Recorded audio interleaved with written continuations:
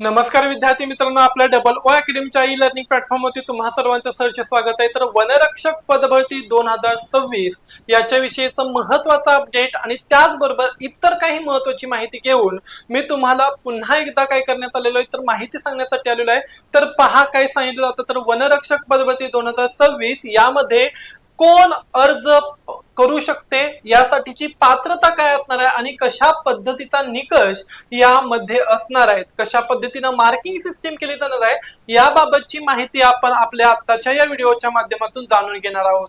Okay, तर इतरांसाठी राहू दे, निदान स्वतःच्या स्वप्नांसाठी तरी आत्ताच पाहून घ्या। बघा काय सांगितलं जातं, तर वनरक्षक पदभरती 2026 तत्पूर्वी आपल्या डबल ओ अकॅडमीच्या ई लर्निंग प्लॅटफॉर्मवरती खास अशी काय असणार आहे, तर मान्सून ऑफर जारी असणार आहे, ज्याची अंतिम डेट 25 जुलै असणार आहे।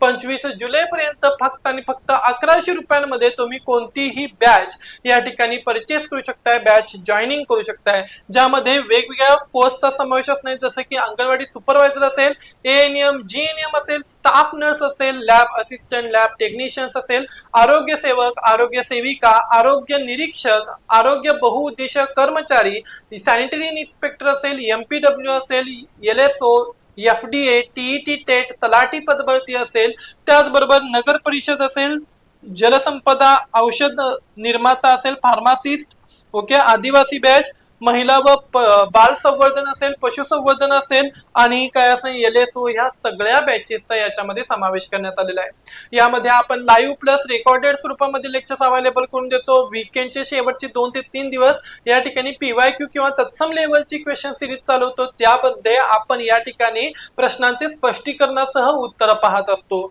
तसंच ऍप्लिकेशन मधील ई बुक्स याच्याद्वारे तुमच्यापर्यंत नोट्स सुद्धा सर्क्युलेट केल्या जातात। जर का तुम्हाला इंटरेस्ट असेल आणि स्वतःची प्रगती आणखीन घडवून आणायची असेल आणि स्वतःचं ध्येय आणि स्वप्न आजच पूर्ण करायचं असेल, तर स्क्रीनवरती दिलेल्या नंबरवरती कॉन्टॅक्ट करा आणि स्वप्नपूर्तीसाठी तुमची जी काय असणारी बॅच आहे ही बॅच आजच परचेस करा। चला काय सांगितलं जातं बघा याच्यामध्ये, तर ही जी काय असणारी वन भरती किंवा वन विभाग पदभरती 2026 असणार आहे, या अंतर्गत विविध वृत्तांनुसार अंदाजे 12,000 प्लस किंवा 13,000 प्लस एवढ्या जागांची पदभरती केली जाणार आहे।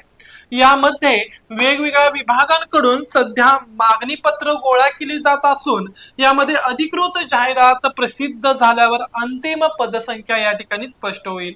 शैक्षणिक पात्रता बघा काय सांगितलं, तर हे जी काही वन विभागाची पदभरती असणार आहे, ही वन विभाग पदभरती 2026 तुम्हाला पूर्ण करायची असेल किंवा या ठिकाणी तुम्हाला तुमचं काय करायचं असेल तर स्वप्न साकार करायचं असेल, तर उमेदवाराची जे काही शैक्षणिक पात्रता आहे ती काय सांगितली जाते बघा, उमेदवाराने मान्यता प्राप्त बोर्डातून किमान 12वी उत्तीर्ण असणे गरजेचे आहे।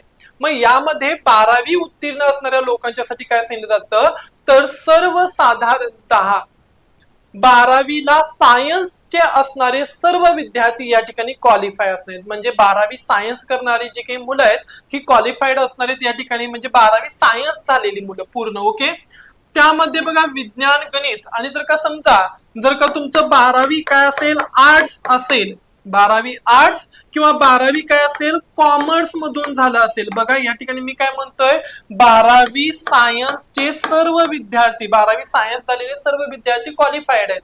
परंतु जर का तुमचं शिक्षण हे 12वी आर्ट्स किंवा 12वी कॉमर्स मधून झालं असेल, तर आर्ट्स मध्ये असताना तुम्ही 12वीला भूगोल प्लस काय असणार बघा अर्थशास्त्र, ओके, हे विषय अभ्यासलेले असावेत, किंवा 12वी कॉमर्स मध्ये तुम्ही काय असणार बघा तर भूगोल, त्याच बरोबर काय असणार आहे बघा तर एखादा विज्ञानाचा घटक असेल किंवा त्याचबरोबर गणित किंवा अर्थशास्त्र हे सब्जेक्ट अभ्यासलेले असावेत। ओके, जर का तुम्हाला 12वीला भूगोल, विज्ञान, गणित, कॉमर्स, अर्थशास्त्र हे जर का अभ्यास नसतील, हे विषय जर का नसतील, तर तुम्हाला या ठिकाणी फॉर्म भरता येणार नाही। मोस्ट ऑफ ऑल भूगोल, अर्थशास्त्र आणि गणित हे विषय असणं गरजेचं आहे। 12वीच्या सायन्सच्या स्टुडंटसाठी हे सर्वच विषय असतात, त्यामुळे ते सगळे क्वालिफाईड असणार आहेत। ओके, जर का तुम्ही वनमजूर म्हणून काम करत असाल, ओके, तुम्ही आज यापूर्वी वनामध्ये वनमजूर किंवा वनपाल्य म्हणून काम करत असाल, ओके, तर तुम्हाला 10वी पास उत्तीर्ण तुम्ही चालू शकताय। 12वी सायन्सचे ऑल स्टुडंट, 12वी आर्ट्स असेल तर किंवा कॉमर्स असेल तर 12वी मध्ये विज्ञान, गणित किंवा भूगोल आणि अर्थशास्त्र, इकॉनॉमिक्स हे विषय अभ्यासलेले असावेत. वयोमर्यादा बघा, उमेदवाराचे वय 18 ते 27 वर्षांच्या दरम्यान असावे. ओके, राखीव प्रवर्गातील उमेदवारांसाठी नियमावलीनुसार काय असणार तर 5 वर्षाची शिथिलता असणार आहे. शारीरिक पात्रता काय सांगितली जाते बघा, शारीरिक पात्रता यामध्ये पुरुष किमान 163 सेंटीमीटर, पुरुषाची उंची 163 सेंटीमीटर दिले तर महिलांची उंची 150 सेंटीमीटर दिलेली असणार. अनुसूचित जाती जमातीसाठी काही प्रमाणात या ठिकाणी सूट उपलब्ध आहे. यामध्ये छाती, फक्त पुरुषांची छाती फुगवून किती असणार आहे बघा, न फुगवता 79 सेंटीमीटर असायला पाहिजे आणि फुगवून ती किती असणार तर सर्वसाधारणतः 85 सेंटीमीटर पर्यंत फुगणे आवश्यक आहे. ओके, किमान 5 सेंटीमीटर फुगणे आवश्यक आहे असं सांगितलं किंवा 85 सेंटीमीटर. यामध्ये अनुसूचित जाती जमाती एसटी प्रवर्गातील उमेदवारांसाठी उंचीचा जो काही निकष असणार आहे या निकषात सवलत दिली गेली आहे. एसटी उमेदवारांसाठी किमान उंची एसटीच्या मुलांच्यासाठी बघा इथं एसटीची मी लिहितोय, एसटीची जी काही उंची असणार आहे एसटी जातीच्या मुलांची उंची किती दिले तर लक्षात ठेवायचं आहे